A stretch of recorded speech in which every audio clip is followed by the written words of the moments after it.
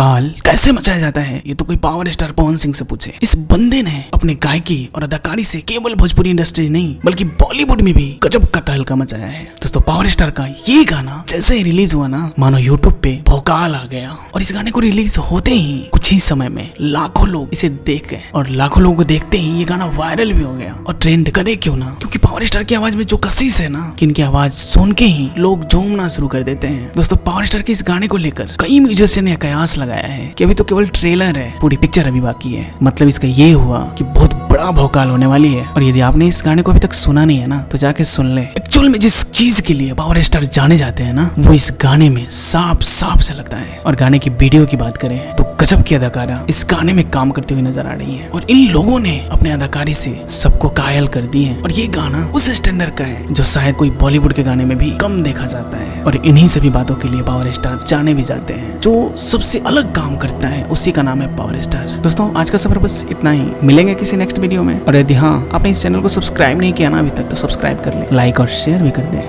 इसी के साथ जय बिहार जय बिहारी।